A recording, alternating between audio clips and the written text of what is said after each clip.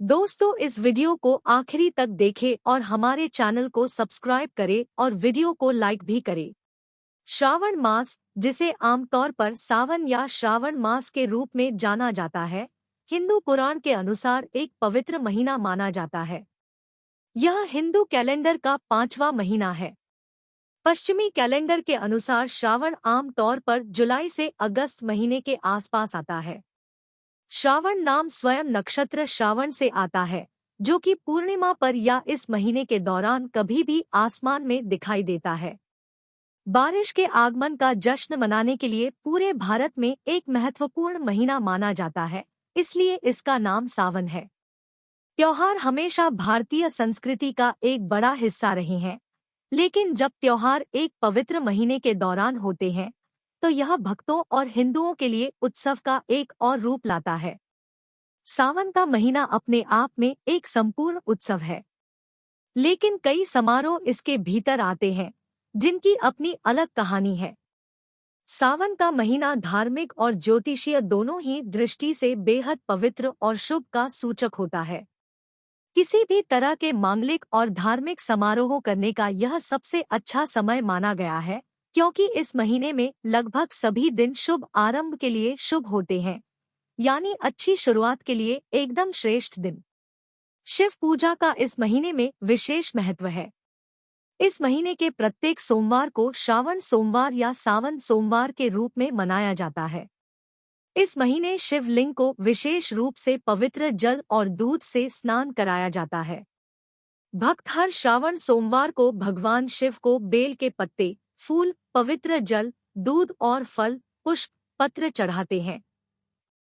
वे तब तक उपवास करते हैं जब तक कि सूरज ढल नहीं जाता और अखंड दिया जलता रहता है। हिंदू कैलेंडर के अनुसार श्रावण मास को वर्ष के सबसे पवित्र महीनों में से एक माना जाता है।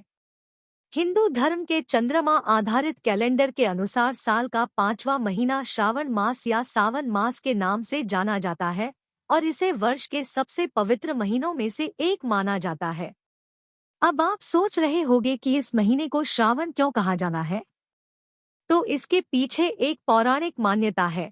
ऐसा माना जाता है कि हिंदू कैलेंडर के अनुसार पूर्णिमा या पूर्णिमा के दिन श्रवण नक्षत्र आकाश पर शासन करता है और इसलिए इस महीने का नाम 28 नक्षत्रों में से एक श्रावण नक्षत्र के नाम से पड़ा है। पुराणों के अनुसार समुद्र मंथन एक बहुत ही महत्वपूर्ण प्रसंग है। अमृत की खोज में दूधिया सागर यानी समुद्र मंथन श्रावण मास में ही हुआ था। मंथन के दौरान समुद्र से 14 अलग अलग तरह के रत्न निकले।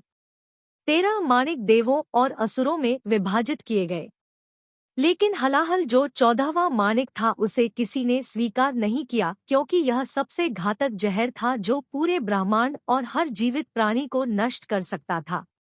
भगवान शिव ने हलाहल पिया और विष को अपने कंठ में रख लिया। विष के प्रभाव से उनका कंठ नीला पड़ गया और वे नीलकंठ कहलाने लगे। विष का ऐसा प्रभाव था कि भगवान शिव ने अपने सिर पर अर्धचंद्र धारण कर लिया और सभी देवों ने विष के प्रभाव को कम करने के लिए गंगा की पवित्र नदी से भगवान शिव को जल अर्पित करना शुरू कर दिया। ये दोनों आयोजन श्रावण मास में हुए थे और इसलिए इस महीने में भगवान शिव को पवित्र गंगा जल अर्पित करना बहुत शुभ माना जाता है। श्रावण मास में रुद्राक्ष धारण करने का भी महत्व है। भगवान शिव के भक्त सावन के महीने में रुद्राक्ष धारण करना शुभ मानते हैं। सोमवार भगवान शिव का प्रिय वार है। इस दिन का सीधा संबंध भगवान शिव की पूजा से है। भगवान शिव को उनके दिन के शासक देवता के रूप में समर्पित है। हालांकि श्रावण मास में आने वाले सोमवार को श्रावण सोमवार के रूप में जाना जाता है और ये अत्यधिक शुभ होते हैं। श्रावण मास में भगवान शिव को दूध चढ़ाने से बहुत पुण्य की प्राप्ति होती है। रुद्राक्ष धारण करें और जाप के लिए इसका प्रयोग करें। अगर रुद्राक्ष को भगवान शिव को अर्पित करके पहना जाए, यह अधिक सक्रियता से कार्य कर पाता है। शिवलिंग को पंचामृत, दूध, दही, मक्खन या घी, शहद और गुड़ का मिश्रण और बेल के पत्ते चढ़ाएं। शिव चालीसा का जाप करें और भगवान शिव की नियमित आरती करें। महामृत्युंजय मंत्र का जाप करना अत्यंत शुभ होता है। सभी श्रावण सोमवार का व्रत करें। अच्छे पति की तलाश करने वाली युवती के लिए सावन सोमवार का व्रत बेहद लाभकारी हो सकता है। हिंदू पौराणिक कथाओं में के अनुसार अमृत की तलाश में आकाश में सभी देवता और नरक के राक्षस समुद्र मंथन करने लगे। उन्होंने इसे महीनों तक मंथन किया, सभी प्रकार के उपहार प्राप्त किए, जिनके बीच उपहार के रूप में जहर भी था। अब इस विष को भगवान शिव ने पी लिया, जिसके परिणाम स्वरूप उनका कंठ नीला हो गया, क्योंकि उन्होंने विष को अपने गले में धारण कर लिया था। जहर के प्रभाव को कम करने के लिए देवताओं ने गंगा नदी से भगवान शिव को जल चढ़ाना शुरू किया। यह पूरा परिदृश्य श्रावण मास में हुआ था। इसलिए भक्तों का मानना है कि इस महीने के दौरान पानी और दूध का चढ़ावा भगवान शिव के शरीर में जहर पैदा करने वाली आग को बुझाने में मदद करती है। भगवान शिव को प्रसन्न करने के लिए प्रार्थना और अन्य अनुष्ठान भी किए जाते हैं, क्योंकि उन्हें उन सभी में सबसे दयालु माना जाता है।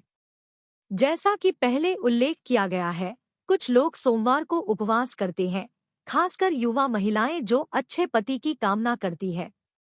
भगवान शिव का नाम जपना इन दिनों लाभप्रद माना जाता है। देश के हर कोने में श्रावण उत्सव दूसरों से भिन्न होता है।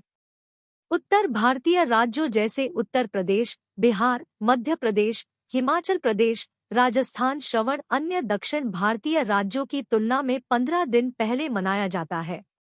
इस महीने के दौरान भारत में कई समुदाय जैसे जैन ताजी और हरी सब्जियां त्याग देते हैं, जिससे वो अनजाने में फल सब्जियों में पाए जाने वाले कीड़ों को मारने से बच जाए। जबकि महाराष्ट्र, गोवा और कर्नाटक जैसे राज्य शाकाहारी भोजन ग्रहण करते हैं, क्योंकि बारिश का मौसम समुद्री भोजन प्राप्त करना काफी चुनौतीपूर्ण हो जाता है। भक्त इस महीने के दौरान उपवास करते हैं, क्योंकि यह आपके शरीर और दिमाग को शांत करने में मदद करता है। यदि कोई एक महीने तक उपवास नहीं रख सकता है, तो वे इस महीने के प्रत्येक सोमवार को व्रत करते हैं, जो कि भगवान शिव का दिन माना जाता है। कुछ लोग मंगलवार को देवी पार्वती को प्रसन्न करने के लिए भी उपवास कर सकते हैं, जो भगवान शिव की धर्मपत्नी है। श्रावण मास की शुरुआत कैसे हुई, इसमें भगवान शिव का बहुत बड़ा योगदान है।